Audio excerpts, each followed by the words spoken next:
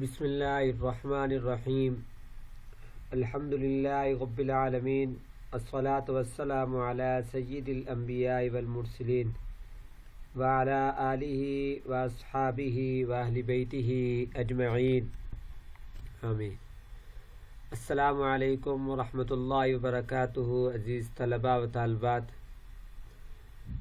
M Phil Islamic studies کے second semester کے طلباء و طالبات کو میں خوش آمدید کہتا ہوں، آپ کو ویلکم کرتا ہوں اپنے انسٹیٹیوٹ آف سدرن پنجاب میں اور اپنے شعبہ میں۔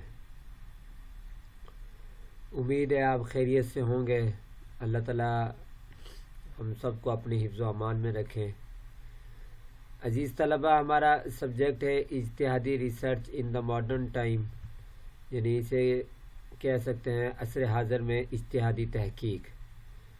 عصر حاضر میں اجتہادی تحقیق ہمارے اس سبجیکٹ کے 4 لیکچر ہو چکے۔ آج ہم اس سلسلے کا شروع کرنے جا رہے ہیں 5واں لیکچر۔ میں مختصر نظر ڈال لوں پچھلے لیکچر پر یا پچھلے جو باقی سابقہ تمام لیکچرز پر کہ کیا ہوا، پھر اس کے بعد آگے چلتے ہیں۔ جیسا کہ میری عادت ہے کہ تعلق جڑ جائے، کہ ربط جڑ جائے۔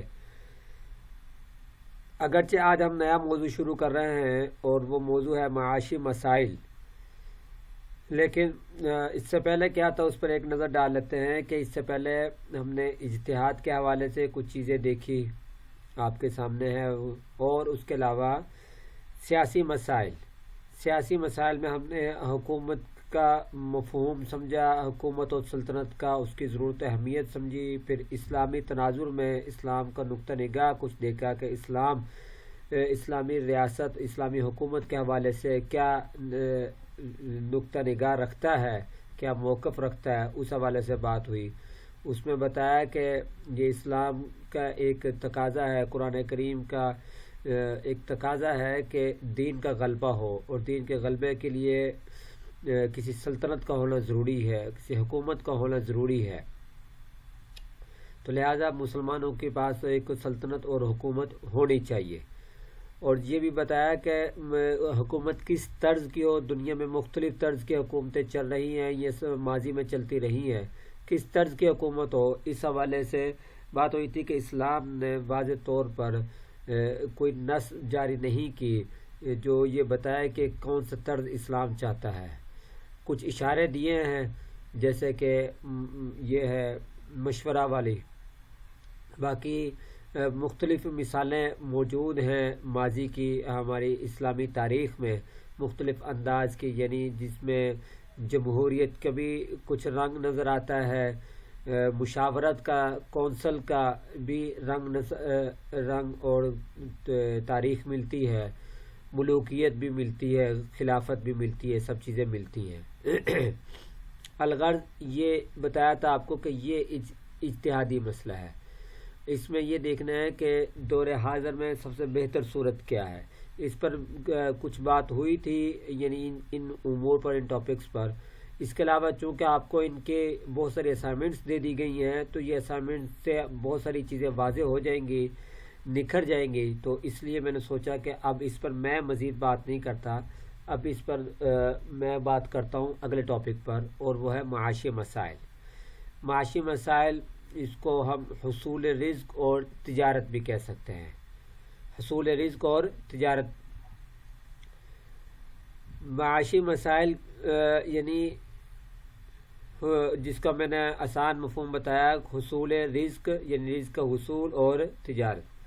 یہ رزق کا حصول انسان کی بنیادی ضرورت ہے، رزق کا حصول انسان کی بنیادی ضرورت ہے، اور اللہ تعالیٰ نے اس کے متعلق بھی ایک مکمل تصور واضح کیا ہے کہ رزق اللہ تعالیٰ کے ہاتھ میں ہے، اور اللہ تعالیٰ نے ہر انسان کو رزق دینا ہے۔ صرف یہ ہے کہ وہ رزق کے حصول کے لیے اس نے جد و جہد اور کوشش خود کرنی ہے، خود انسان نے کوشش کرنی ہے اس رزق کے حصول کی، اور اس کے لیے جد و جہد کرنی ہے۔ قرآن کریم میں اللہ تعالیٰ نے فرمایا وَمَا مِن دَابَّةٍ فِي الْأَرْضِ إِلَّا عَلَى اللَّهِ رِزْقُهَا وَيَعْلَمُ مُسْتَقَرَّهَا وَمُسْتَوْدَعَهَا کہ دنیا میں کوئی بھی چھپایا ایسا نہیں ہے کہ اس کا رزق اللہ تعالیٰ پر فرض نہ ہو، اور اللہ تعالیٰ جانتا ہے اس کے مستقر کو بھی، اس کے مستعدوں کو بھی۔ تو بہرحال آگے چل کے مزید آیات بھی آئیں گے جس سے پتہ چلتا ہے کہ رزق جو ہے وہ ہے تو اللہ تعالیٰ کے ذمہ ہے، لیکن اس کے حصول کے لیے جدوجہد اور کوشش اور تگودو کرنی یہ انسان پر فرض ہے۔ اس لیے اس کو اسلام پر جب اس طرح کی چیز جو ایک انسانی بنیادی ضرورت بھی ہو تو اسلام اس کو صرف جاری رکھتا ہے، بلکہ اس کی حوصلہ افزائی کرتا ہے، بلکہ اس کو عبادت کا درجہ دے دیتا ہے۔ اور رزق بھی، یہ حصول رزق، حلال حصول رزق بھی عبادت ہے، اور جب رزق حاصل کرنا ہے اس کے لیے جدوجہد اور کوشش کرنی ہے، اس کا سب سے بڑا عنصر، سب سے بڑا ستون، اس کے سب سے بڑا اور سب سے اہم پہلو وہ تجارت ہے۔ اور وہ کیا ہے؟ تجارت، خرید و فروخت۔ اس پر تفصیل سے ہم بات کریں گے۔ اللہ تعالیٰ نے قرآن کریم میں فرمایا نحن قسمنا بینہم معیشتہم فی الحیات الدنیا، کہ ہم نے ان لوگوں کے درمیان ان کی دنیاوی زندگی میں معیشت کو تقسیم کیا ہے۔ ٹھیک ہے، اس آیت سے پہلے اللہ تعالیٰ نے فرمایا اہم یقسمون رحمت ربک، کیا وہ لوگ ہیں جو ایسی باتیں کر رہے ہیں، کیا وہ اللہ کی رحمت کو تقسیم کر رہے ہیں؟ نحن قسمنا بینہم، ہم ہیں وہ جو تقسیم کر رہے ہیں ان کی معیشت کو، ان کی دنیاوی زندگی کو، ان کی دنیاوی ضرورت کو، ان کی دنیاوی زندگی میں ہم ہیں تقسیم کرنے والے۔ اس آیت مبارکہ پر اگر آپ غور کریں تو آپ کو محسوس ہوگا اور پتہ چلے گا کہ معیشت کو اللہ تعالیٰ نے اپنی رحمت سے تصور دیا ہے، یعنی رحمت کا ایک عنصر اس میں پیش کیا ہے اللہ تعالیٰ نے، کہ پیچھے فرمایا اہم یقسمون رحمت ربک، اب وہ اپنے رب کی یعنی رب کی رحمت کو وہ تقسیم کر رہے ہیں، ہم تقسیم کر رہے ہیں معیشت کو۔ تو رحمت کا ایک حصہ، ایک چیز، اس کا ایک جز رحمت کا وہ معیشت بھی ہے، اور اللہ تعالیٰ نے یہ معیشت دنیا میں لوگوں میں تقسیم کیا۔ نحن قسمنا بینہم معیشتہم فی الحیات الدنیا، پھر اگلی آیت میں فرمایا ورفعنا بعضهم فوق بعض، اور پھر اسی معیشت کے سلسلے میں ہم نے بعض کو بعض پر ترجیح دی ہے، فضیلت دی ہے، فوقیت دی ہے۔ ظاہر ہم دیکھتے ہیں کہ کسی کے پاس زیادہ ہے، کسی کے پاس کم ہے، یہ سارا تصور موجود ہے، چونکہ تقسیم اللہ تعالیٰ نے کی ہے، اور اس کے پیچھے مصلحت کیا ہے وہ اللہ تعالیٰ جانتے ہیں۔ تو بہرحال یہ بات ہے کہ معیشت کا اللہ تعالیٰ نہ صرف یعنی اس کا اپنے ذمے بھی لیا، بلکہ اس کو پھر اللہ تعالیٰ نے لوگوں میں تقسیم کر دیا اور اس کو رحمت کا ایک حصہ قرار دیا ہے۔ ایک اور آیت ہے اللہ تعالیٰ نے فرمایا وَمَنْ أَعْرَضَ عَنْ ذِكْرِي فَإِنَّ لَهُ مَعِيشَةً ضَنْقًا، کہ جو شخص میرے ذکر سے اعراض کرتا ہے، لاپرواہی کرتا ہے، بے توجہی کرتا ہے، بس اس کے لیے زندگی تنگ ہو جائے گی، اس کے لیے زندگی تنگ ہو جائے گی۔ تو معیشت کو اس آیت مبارکہ میں زندگی کے نام سے، یعنی زندگی کے مفہوم میں پیش کیا ہے۔ اس سے یہ بھی پتہ چلتا ہے کہ انسانی زندگی میں معیشت اس کی ریڑھ کی ہڈی ہے، اس کی سب سے بنیادی ضرورت ہے معیشت۔ معیشت کا معنی اور مفہوم بھی آگے آئے گا۔ ایک اور آیت میں اللہ تعالیٰ فرمایا وَجَعَلْنَا لَكُمْ فِيهَا مَعَاشِشَ، اور ہم نے تمہارے لیے مختلف معیشتیں بنائی ہیں، مختلف معیشتیں بنائی، یعنی مختلف طرز معیشت، مختلف اسباب معیشت، اسباب حصول رزق اللہ تعالیٰ نے پیدا کی اور بے شمار ہے، ہم دیکھتے ہیں۔ تو ان آیات مبارکہ سے پتہ چلتا ہے کہ نہ صرف معیشت ہماری بنیادی ضرورت ہے، بلکہ معیشت ایک طریقے کی رحمت ہے، ایک طریقے کی زندگی ہے، اور یہ اللہ تعالیٰ نے تقسیم کی ہے، اور اللہ تعالیٰ کی ناراضگی سے اس میں کمی اور تنگی آتی ہے، اور اللہ تعالیٰ نے مختلف معیشتیں انسان کے لیے رکھی ہیں۔ اب انسان کے اوپر ہے کہ وہ ان کو اپنائے، ان کو لہذا اپنانا ضروری ہے۔ ہم معیشت کا معنی مفہوم مختصر دیکھ لیتے ہیں۔ ظاہر ہے آپ ایم فل کے اسٹوڈنٹ ہیں، تو ایم فل کے طلباء و طالبات کو یہ والی چیزیں، جو بنیادی چیزیں، یہ تفصیل سے بتانا آپ کے لیے آپ کو شرمندہ کرنے والی بات ہے، آپ کے سامنے شرمندہ ہونے والی بات ہے، تو میں مختصر رکھوں گا۔ معیشت لفظ عیش سے نکلا ہے، اور عیش کا معنی ہے زندگی، معیشت کہاں سے ہے؟ لفظ عیش سے، اور عیش کا معنی ہے زندگی. تو اس لحاظ سے معیشت کا معنی یہ ہوا زندگی گزارنے کے وسائل اور ذرائع. زندگی گزارنے کے وسائل اور ذرائع، یہ معیشت کا مفہوم ہوا. یہ تھا لفظی معنی. اصطلاحی تعریفیں اس کی بہت زیادہ کی گئی ہیں، مختلف حضرات نے کی ہے، مختلف سکالر اور علماء نے کی ہے. میں نے آپ کے سامنے دو رکھی ہیں. خاص طور پر یہ وہ دو لوگ ہیں جن کا ان حوالے سے، یعنی اس موضوع پر، اس ٹاپک پر ان کی ایک اتھارٹی ہے، ایک خصوصیت ہے. ان میں پہلے ابن خلدون رحمۃ اللہ علیہ المتوفی 808 ہجری، وہ فرماتے ہیں معاش رزق ڈھونڈنے اور اسے حاصل کرنے کے لیے جد و جہد کا نام ہے. معاش کس کا نام ہے؟ رزق ڈھونڈنے اور اس کے لیے جد و جہد کرنے، اور اس کے لیے جد و جہد کرنے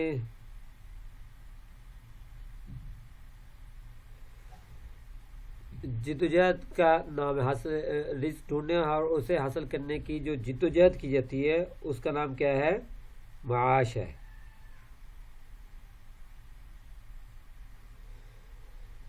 اسی طرح شاہ ولی اللہ رحمۃ اللہ علیہ کی تاریخ وفات ہے عیسوی میں عام طور پر لکھی تھی 1762 عیسوی.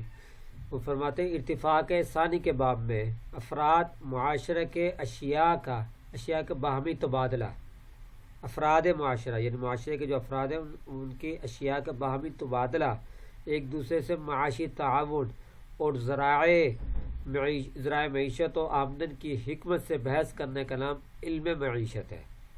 یہ کس کا نام، یہ کس کی تعریف کی ہے؟ علم معیشت کی. ٹھیک ہے، تو اس سے پتہ چلتا ہے کہ معیشت کیا ہے. اور اگر ہم معیشت کا لفظی معنی دیکھیں، اس کے بعد یہ جو دو اصطلاحی تعریفیں کی ہیں، ان کے اندر اگر مشترک چیز کو تلاش کریں، مشترک چیز کو تلاش کریں تو وہ دو چیزیں ہیں. وہ کیا ہے؟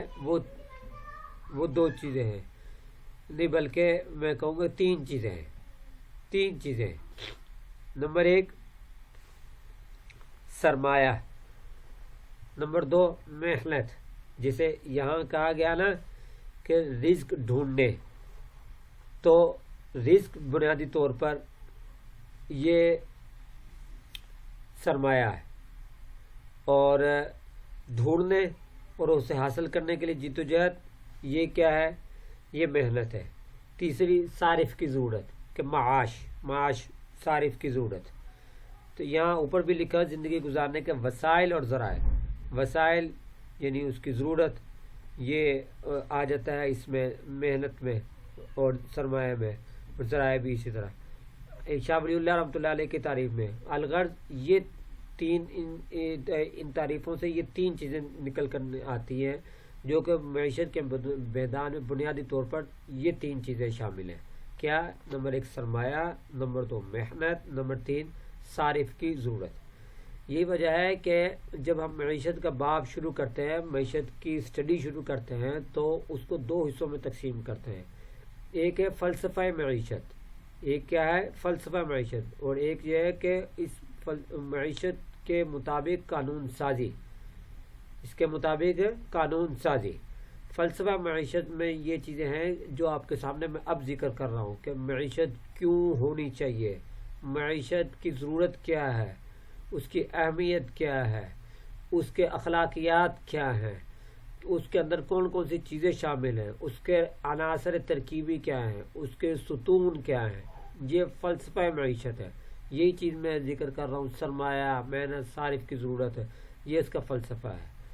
اس کے مطابق قانون سازی یہ ہوگی کہ ظاہر ہے جب انسانوں نے پورے گروہ نے مل کر ایک کام کرنا ہے تو اس کے کوئی حدود و قیود ہونے چاہیے. ان کے لیے کوئی قانون، کوئی شرائط، کوئی قواعد، کوئی اصول ہونے چاہیے. وہ ہوں گے تاکہ چل سکے، وگرنہ تو جنگل کا قانون ہو جائے گا، جس کا جو دل چاہے گا، جیسے دل چاہے گا کرے گا. جبکہ انسانوں میں تو یہ تصور نہیں ہے. جیسے کہ اسلام نے اس کا ایک تصور دیا، احل اللہ البیع وحرم الربا، کہ اللہ تعالیٰ نے بے کو حلال قرار دے دیا اور سود کو حرام قرار دے دیا. جس طرح میں شروع میں بتایا نا کہ تجارت، حصول رزق اور تجارت ان کا آپس کا چولی دامن کا ساتھ ہے. تو حصول رزق ہے تو لہذا تجارت بھی ہوگی. تو تجارت ہے تو تجارت کے متعلق اصول آ گیا، قانون آ گیا. وہ کیا کہ بیع آپ کر سکتے ہو، وہ اللہ تعالیٰ نے حلال قرار دیا ہے بیع کو، لیکن سود کو حرام قرار دیا ہے. تو کچھ قانون سازی تو وہ ہے جو اسلامی تناظر کی ہے، اسلام نے اس کی قانون سازی کی ہے کہ کس طرح سے آپ نے تجارت کرنی ہے، بیع کرنی ہے اور رزق کمانا ہے. رزق کا حصول کے حوالے سے مطلقاً، خواہ وہ تجارت کی طرز پر ہو، زراعت کی طرز پر ہو، صرف محنت کی طرز پر ہو، وغیرہ وغیرہ، اس کی ساری تفصیل آگے آئے گی. لیکن اسلام نے اس کے متعلق پورا ایک قانون پیش کیا ہے. اس کے علاوہ جو عصری تقاضے ہیں وہ بھی قانون کے ان میں بھی گنجائش ہے اور قانون وہاں پر بھی لاگو ہوتا ہے، چلتا ہے اور وہ بھی چل رہا ہے. تو الغرض یہ وہ چیزیں ہیں. ابھی ہم بات کریں گے فلسفہ معیشت پر. ٹھیک ہے، فلسفہ معیشت. جب فلسفہ معیشت کی بات ہو رہی ہے تو ہم معاشی نظریات جو دنیا میں چل رہے ہیں، جن سے لوگ واقف ہیں، ان کو ہم کیسے بھول سکتے ہیں. معاشی نظریات جو دنیاوی طور پر دیکھا جائے تو معاشی نظریات بڑے بڑے دو ہیں. ایک ہے سرمایہ دارانہ نظام اور ایک ہے اشتراکی نظام. سرمایہ دارانہ نظام میں مختصراً ہی بتاؤں گا، آپ خود جانتے ہو ماشاءاللہ. سرمایہ دارانہ نظام یہ ہے کہ کسی انسان کے جو وسائل ہیں اور اس کے جو ذرائع ہیں، ان سے وہ جو آمدنی اور جو نفع کماتا ہے وہ اس کا مالک وہ خود ہے. وہ اس کے نفع کی شرح کا بھی مالک وہ خود ہے، اس کے اور نفع کا مالک، اس کی ملکیت کا مالک بھی وہ خود ہے، اور اس کے لیے طور طریقے اور انداز بھی وہ خود اپنا سکتا ہے. سرمایہ دارانہ نظام یہ ہوتا ہے کہ اس میں جو جتنی محنت کرتا ہے وہ اتنا منافع لے سکتا ہے. اور اس میں یہ ہوتا ہے کہ مقصد منافع ہوتا ہے. مین مقصد، مین فوکس کیا ہوتا ہے؟ وہ منافع ہے. منافع حاصل کرنا ہے، خواہ وہ منافع کسی کا حق مار کر ہو یا جائز طریقے پر ہو، یا اسی طرح ہم یوں بھی کہہ سکتے ہیں کہ خواہ وہ منافع ایک جائز منافع ہو، ایک حد میں رہ کر ہو، ایک جو برداشت کے قابل ہوتی ہے اس پر ہو، یا اس سے زائد منافع لے رہا ہو، یا کسی کا استحصال کر کے منافع لے رہا ہو. جو بھی ہو، یہ سرمایہ دارانہ نظام یہی ہے کہ وہ منافع کی باغ دوڑ ہے. منافع کی باغ دوڑ ہے، اور جس کے پاس جتنا ہے وہ اس کا مالک ہے. جس نے جتنا کما لیا وہ اسی کا ہے، جو اس نے بنا لیا وہ اس کا ہے. یہ ہے سرمایہ دارانہ نظام. اور اس میں سارا کا سارا یہ سرمایہ دارانہ نظام دنیاوی نظام، دنیا کی مادیت پرستی کے پیچھے گھومتا ہے. ٹھیک ہے، مادیت پرستی کے پیچھے گھومتا ہے. اس میں اخروی کا کوئی حصہ نہیں شامل ہوتا. اس کے مقابلے میں ہے اشتراکی نظام. اشتراکی نظام یہ ہے کہ منافع کے پیچھے بھاگ دوڑ نہیں ہے، بلکہ مقصد وہ برابری ہے. وہ یہ ہوتا ہے کہ ایک علاقے کے جتنے بھی لوگ ہیں سب برابر کی محنت کریں، سب کمائیں، اور جو جتنا بھی کما رہا ہے سب کے سب کا مالک وہاں کی حکومت ہے. وہاں کی حکومت یعنی سلطنت، وہ اس کی مالک ہے. پھر وہ خود اس کو برابر تقسیم کرتی ہے. تو کوئی ایک، خواہ وہ زیادہ محنت کر رہا ہے یا کم محنت کر رہا ہے، خواہ اس کے پاس وسائل زیادہ ہیں یا کم ہیں، ذرائع زیادہ ہیں یا ذرائع کم ہیں، لیکن وہ جو کمائے گا وہ سارا کا سارا اس کا ملکیت نہیں بنے گا، وہ حکومت کی ملکیت بنے گا. اور جو حکومت کی ملکیت میں سب جائے گا تو اس کے بعد حکومت اس کو اپنے عوام پر، رعایا پر برابر تقسیم کرے گی. خواہ کسی نے تھوڑی محنت کی تھی، کسی نے زیادہ محنت کی تھی، وہ اس سے قطع نظر وہ اس کو برابر تقسیم کرے گی. اس کو کہتے ہیں اشتراکی نظام. یہ اگرچہ سرمایہ دارانہ نظام کے مقابلے میں اشتراکی نظام ناپید ہے، یہ بہت کم چلا ہے، یہ کامیاب نہیں ہو سکا. بہرحال یہ رہا ہے. ابھی بھی بہت سے لوگ اس کے ماننے والے ہیں، اس کی افادیت بیان کرنے والے ہیں. چائنا اور رشیا نے اس نظام کو لاگو کر کے دیکھ چکے ہیں. وہ دیکھا انہوں نے، لیکن بہرحال یہ کامیاب نہیں ہے۔ جو اسلام کا معاشی نظریہ ہے وہ ان دونوں کے درمیان میں ہے، اسلام کا معاشی نظریہ وہ ان دونوں کے درمیان میں ہے۔ جس طرح سرمایہ دارانہ نظام میں ہم نے بات کی کہ اس میں صرف مادیت پرستی ہے اور منافع ہے، منافع کے پیچھے بھاگ دوڑ ہے، اور اشتراکی نظام میں بالکل برعکس کہ منافع ہے ہی نہیں، انسان کا خود کا کچھ نہیں ہے۔ اسلام کا جو معاشی نظریہ وہ ان دونوں کے درمیان ہے، اس میں مکمل طور پر مادیت پرستی بھی نہیں ہے، اس میں ملکیت بھی ہے، منافع کا تصور بھی موجود ہے لیکن ایک حد تک، اور اس میں مساوات کا بھی تصور موجود ہے لیکن اس طرح نہیں جس طرح اشتراکی نظام میں ہے، اس سے فرق ہے۔